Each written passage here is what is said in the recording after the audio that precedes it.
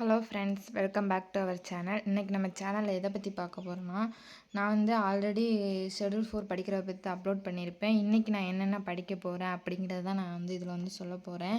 ஏற்கனவே நான் 7ஆம் வகுப்பு முதல் பருவத்தில் வந்து இயல் 1 இயல் 2 ரெண்டுமே முடிச்சிருப்பேன்.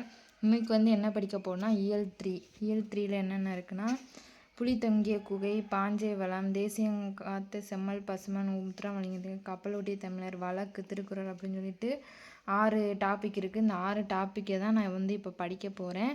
ரெண்டாவது மதியம் வந்து நான் என்ன பார்க்க போகிறேன்னா, சராசரி ஏற்கனவே முடிச்சிட்டேன். விகிதமற்ற விகிதாச்சாரம் மட்டும் இருக்குது. இது இன்னைக்கு பாதியும் நாளைக்கு பாதியமாக படிக்க போகிறேன். பாலிட்டியில் வந்து எல்லாமே முடிச்சிட்டேன். எக்கனாமிக்ஸில் வந்து இந்திய மேம்பாட்டு அனுபவங்கள் அதை தான் இன்றைக்கி படிக்க போகிறேன். இந்த 2வது லெசன் வந்து நாளைக்கு படிக்க போகிறேன். ஏன்னா நம்மளுக்கு நாளான்னைக்கு தான் டெஸ்ட் அப்படிங்கிறதால நான் நாளைக்கு இதை படிச்சுக்கிடுவேன். நாளான்னைக்கு வந்து காலையில் எல்லாத்தையும் ரிவிஷன் பண்ணிவிட்டு ஈவினிங் போல் நான் டெஸ்ட் அட்டன் பண்ணுவேன். அதே மாதிரி இந்த 19ஆம் நூற்றாண்டு சமூக சமய சீர்திருத்த இயக்கங்கள் வந்து நான் நேற்றே முடிச்சிட்டேன். நேற்று படித்தது எல்லாத்தையும் ஒரு தடவை ரீகால் பண்ணிவிட்டு அதுக்கப்புறம் இன்றைக்கி படிக்க வேண்டியது எல்லாமே படிப்பேன். அதே மாதிரி நம்ம சார் வந்து துரோணா அகாடமியில் வந்து கோல்டு பேட்சுன்னு சொல்லிட்டு ஒன்று வந்து போட்டிருந்தாங்க.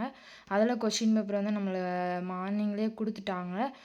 அதை என்னால் அட்டன் பண்ண முடியல. இதை வந்து கவர் பண்ணி முடிச்சுட்டு மதிய வாக்கில் அதையும் நான் அட்டன் பண்ண போகிறேன். உங்களுக்குமே அது ரொம்ப யூஸ்ஃபுல்லாக இருக்கும். நீங்களுமே அந்த இதை ஃபாலோ பண்ணி அதை படிக்கிறனாலும் படிங்க, இல்லை இதை படிச்சுட்டு அதையுமே ரிவிஷன் பண்ணுறதுக்கு யூஸ் பண்ணிக்கோங்க. நாங்கள் அப்படி தான் பண்ணிக்கிட்டு இருக்கோம். இதை படித்து இதையும் டெஸ்ட் அட்டன் பண்ணுவோம். அதே மாதிரி அது வந்து ரிவிஷனுக்கு வந்து எங்களுக்கு ரொம்ப யூஸ்ஃபுல்லாக இருக்கும். ரெண்டுமே தான் நாங்கள் படித்து ரெண்டுமே அட்டன் பண்ணிக்கிட்டு இருக்கோம்.